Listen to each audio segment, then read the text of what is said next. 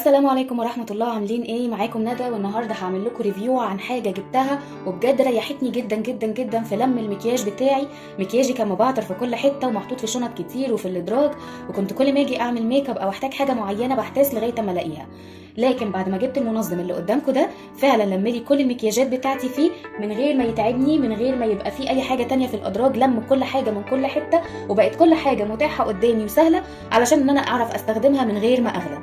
انا هعرفكم دلوقتي انا مقسماه ازاي وهو عباره عن ايه اصلا، كام درج وكام مكان للروج، وهفضيه كله معاكم وارجع احطه تاني واحده واحده علشان تعرفوا. بصوا، هو عباره عن 3 ادوار، الدور ده وده وده. الادوار دي بتتفتح وبتتقفل ادراج. الادراج بتاعته تقدروا تطلعوها خالص بحيث ان هي تتغسل وتنضفوها كويس وترجعوا تحطوها مره تانية. بيشيل حاجات كتير جدا. هنا في الاماكن اللي فوق دي عندي هنا 6 اماكن للارواش. هي بيبقى فيه منه تقسيمات تانية انت على حسب ما بتختاري من عند الراجل. انا شاريه من المنشيه من الزنقه. فالمكان بتاعي بتاع الارواش فيه مكان ل6 ارواش بس. في انواع تانية منه بيبقى فيه كل المكان ده للارواش، بس انا اخترت النوع ده علشان يبقى التقسيمه بتاعته تشيل معايا حاجات كتير. تعالوا بقى نعرف احنا حطينا فيه ايه كده ونبدا ان احنا نرص مع بعض الحاجه من اول وجديد.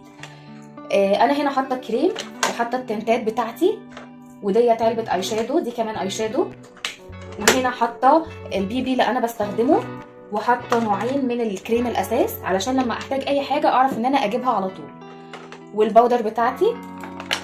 ده كده الجزء اللي هنا في اليمين. هنا حطيت 4 انواع من الارواج اللي انا بستخدمهم على طول. باقي الارواج بتاعتي حطاهم في علبه تانية في الدرج عشان لو احتجت حاجه منهم ابقى اخدها، لكن دول اللي انا بستخدمهم على طول. وده برضو روج. وحطيت هنا اللزق بتاع الرموش والايلاينر بتاعي، وقلم الروج ده كان محطوط ورا كده لوحده، دي يعني تيستر للبرفان. دي كده التقسيمه اللي هنا. يبقى احنا عندنا دلوقتي تقسيمتين اهم، انا نزلت لكم كل الحاجه منهم. الجزء اللي هنا ده في الجنب حطيت فيه هنا برضو ده قلم روج، حطيت فيه كل الفرش اللي انتوا شايفينها دي. بصوا كل الفرش بتاعتي بالمسطرات بالحاجات كلهم كانوا محطوطين في الركن الصغير ده، ودول كمان الكونسيلر محطوطين فوق مع الفرش. والجزء الصغير ده حطيت فيه برضو قليمة روج وحطيت فيه المحدد بتاع الروج علشان اعرف ان انا الاقي الحاجة بتاعتي بكل سهولة.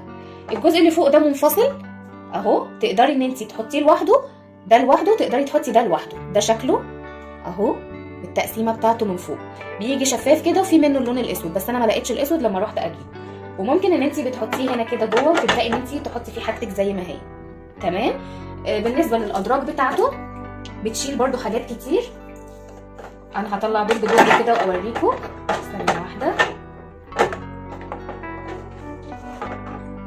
هنا في الدرج ده حطيت باودر بتاعتي لسه ما خلصتش، والرموش اللي انا بستخدمها، وعلبه اي شادو، وبرده دوت جلو بتاع الرموش، والعدسات بتاعتي. بصوا اخد حاجات قد ايه، ما شاء الله عليه بجد، بيلم حاجات كتير جدا. الدرج التاني انا عندي دي علبه البودره المائيه دي، مع ان انا مش بحبذ استخدامها قوي بس ساعات بتنجزني لما ابقى مستعجله. ودي علبه اي شادو، ودولت علب اي شادو صغيره.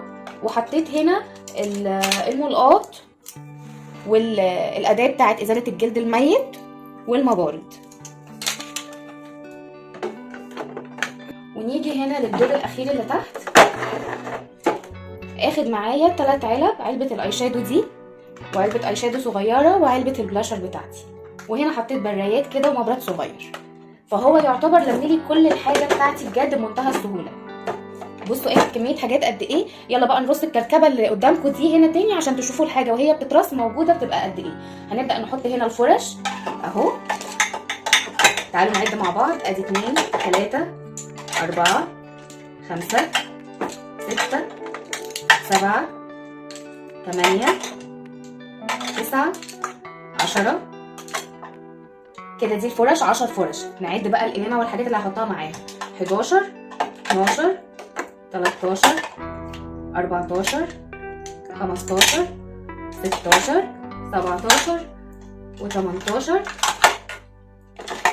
اخد فوق هنا 18 حاجه، وقلم روج اهو كمان 19.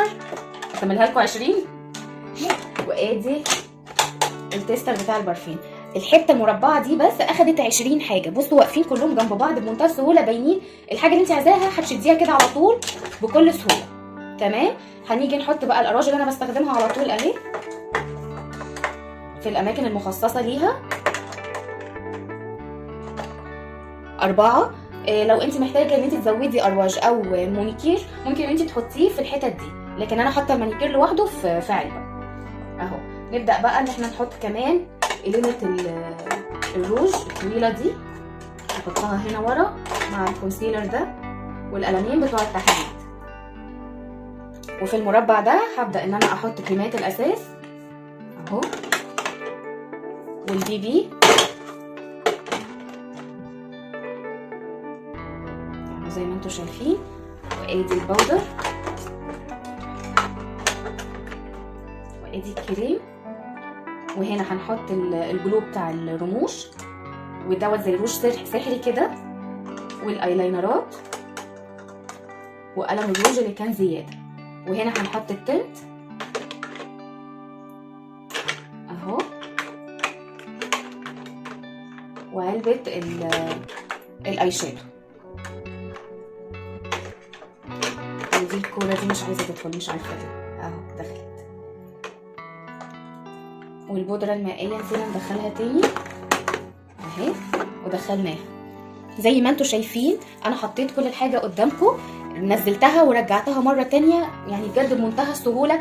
لامم حاجات كتير جدا. زي ما قلت لكم انا جبته من المنشيه من الزنقه، ده كان عامل 125. في ممكن انت بقى تعرفي تفاصلي، انا للاسف مش بعرف افاصل. بيتباع على النت ب 110 وفي ب 100 منه، بس طبعا في مصاريف شحن بقى وهياها. يعني لما تبقي شايفه الحاجه كده بعينيكي احسن كتير من ان يجيلك حاجه انت مش عارفه اذا كانت خامتها كويسه ولا لا. لكن دوت انا شفته واتاكدت ان هو اكليريك. جربت هناك، بصوا الادراج بتتفتح بمنتهى السهوله، مفيش حاجه بتعصلج. لميلي كل الحاجات بتاعتي بعد ما كانت الادراج بتاعتي يعني مش قادره اقول لكم زي الزفت من كتر، يعني استخدم حاجه احطها في الدرج على طول. وعندي شنط كتير للمكياج احط فيها المكياج، وعشان اطلع قلم روج اقعد ادور مليون سنه، عايزه قلم كحل ما احتاس على بال ما اطلعه. لكن بالمنظم ده بجد ريحني جدا جدا. انصحكم كلكم، يعني انصح كل واحده لو عندها كميه حاجات كده عايزه انها تحافظ عليها وتقدر انها تطلعها بمنتهى السهوله تجيب المنظم ده، لانه بجد سهل جدا في الاستخدام. عايزه اوريكم لو احنا شلنا الجزء ده اهو، نقدر ان احنا نحط ده جنب ده كده. لو انت عايزه ان المساحه بتاعتك عندك مساحه كبيره وتقدري ان انت تحطي الجزئين جنب بعض، او ممكن ان انت تشيلي ده خالص لو مش محتاجاه وتخلي ده كده لوحده، او تحطيهم الاثنين على بعض زي ما هو اصلا بيتباع الاثنين بيتحطوا كده فوق بعض. بس كده ده كان الفيديو بتاعنا النهارده. يا رب الفيديو يكون عجبكم. لو الفيديو عجبكم ما تنسوش تعملوا لايك وشير للفيديو علشان يوصل لاكبر عدد من البنات، وسبسكرايب للقناه عشان يوصل لكم مني كل جديد اول باول. شكرا ليكم والسلام عليكم ورحمه الله وبركاته.